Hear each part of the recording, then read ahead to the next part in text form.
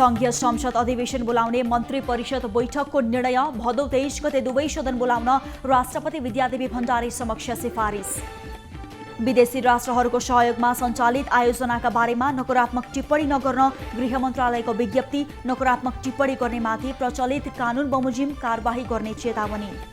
सरकार निजामती कर्मचारीको हक हित र सुरक्षामा संवेदनशील रहेको प्रधानमन्त्री देउवाको स्पष्टोक्ति। निजामती ऐन जतिसक्दो चाँडो ल्याएर प्रशासनलाई व्यवस्थित र चुस्त बनाइने।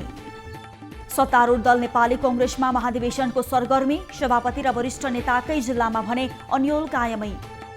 अफगानिस्तानमा तालिबानको आगमनसँगै त्यसले नेपालमा पार्न सक्ने प्रभावबारे राष्ट्रिय सुरक्षा परिषदमा छलफल। छलफलमा नेपाली सेना, नेपाल प्रहरी, सशस्त्र प्रहरी, राष्ट्रिय अनुसन्धान परराष्ट्र मन्त्रालय र परराष्ट्र मामिला अध्ययन प्रतिष्ठान सहभागी। पछिल्लो 24 घण्टामा थप 1268 जनामा कोरोना संक्रमण पुष्टि। 9 जना संक्रमितको मृत्यु। 2195 जना संक्रमण मुक्त। एमसीसीका विवादित विषयमा स्पष्ट गर्न भन्दै सरकारले लेख्यो अमेरिकालाई पत्र। इन्डो पेसिफिक रणनीतिको अङ्ग भए नभएको प्रश्न पार्न आग्रह। अधिकांश जिल्लाहरूबाट यात्रुहरू आवत जावत गर्ने। काठमाडौँको नयाँ बस पार्क प्रवृत्ति मैत्री बन्यो। दशैं तिहार जस्ता चाडबाडमा भाडामा यात्रुहरू ठगिने जस्ता समस्या पनि अन्त्य हुने विश्वास। दाङको लमहीमा अढाई जातको माछाले टोक्दा एकको मृत्यु। मृत्यु हुनेमा लमही नगरपालिका 1 का 49 वर्षीय खिमबहादुर घरती।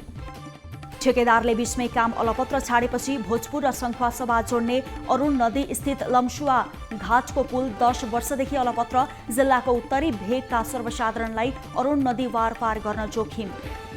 कोभिड-19 जस्तै लक्षण भएको स्क्रब टाइफस रोग देखिन थाल्यो। कोभिड-19 सँग मिल्दोजुल्दो भएकाले कोरोना परीक्षण गर्दा नेगेटिभ आए पनि स्क्रब टाइफसको परीक्षण गर्न स्वास्थ्य मन्त्रालयको अनुरोध।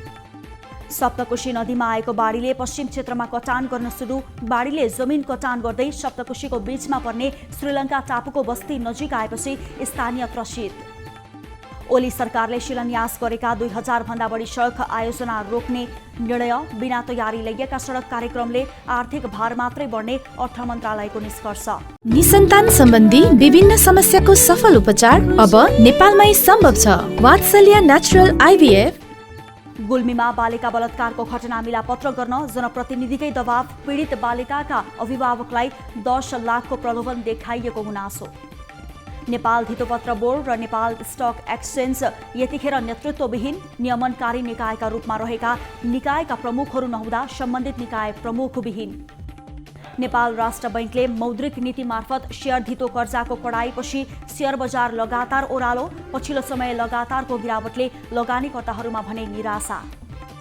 सडक, जलविद्युत, सिँचाइ, विमानस्थल र खानेपानी लगायत 24 वटा राष्ट्रिय गौरवका आयोजनाहरूमा सरकारको हालसम्म 3 खर्ब 49 अर्ब लगानी। हालसम्म माथिल्लो तामाकोशी जलविद्युत आयोजना मात्रै सम्पन्न।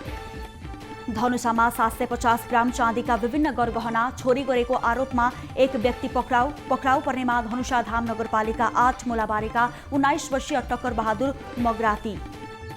घरेलु टिम इङ्ल्यान्डले भारत विरुद्धको चौथो टेस्टको दोस्रो दिन 56 रनको अग्रता।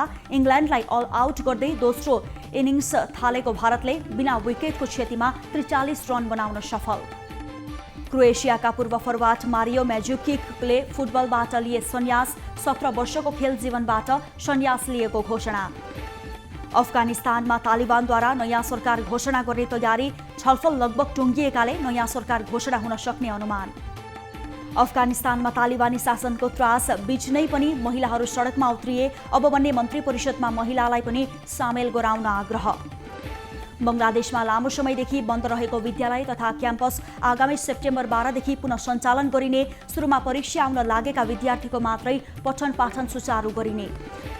र अफगानिस्तानमा सबक पाउँदा पनि पश्चिमाहरू नसुध्रिएको रुसी राष्ट्रपति पुटिनको टिप्पणी।